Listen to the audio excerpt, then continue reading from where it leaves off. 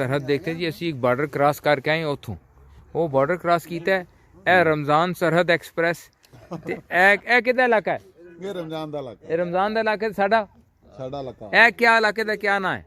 ये इलाके दा नाम ला ला इलाका गैर ग्रुप अच्छा कोई गैबाना ग्रुप है ग्रुप गैबाना। अच्छा गायबाना ग्रुप है। हाँ। अच्छा जी ये गायबाना ग्रुप है तो इतने घूरी चलती है इस जगह ते इस जगह ते घूरी चलती 3-4 साल बाद आया मैं इतने वापस।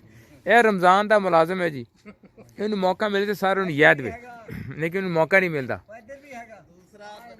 एक होर केड़ा है ये भी ਇਹਦਾ ਫਾਦਰ ਹੈ ਨਾ। हाँ ਇਹਦਾ डैडी ਹਾਂ ਇਹਦਾ ਡੈਡੀ ਆ। ना ये चिट्टा होया ना ਇਹਦਾ अबू चिट्टा होया।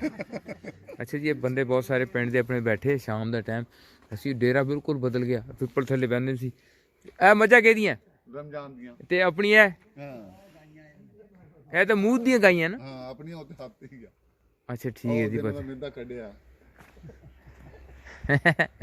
अच्छा जी सी वो रोड है सब पहले बहुत पहले जो इतने बहुत प्यार होंदा सी हुण जिहड़ी जगह ते आके ते बस हुण शाम का टाइम हो गया ठंड कोई है नहीं बस मैं कोई 510 किलोमीटर चल के आ गया इत्थे बस पिंड च अपनी यादां कमाने वास्ते 2-3-4 साल बाद बस घरों दूर। चलो फिर अपनी कहानी तोड़ते हैं।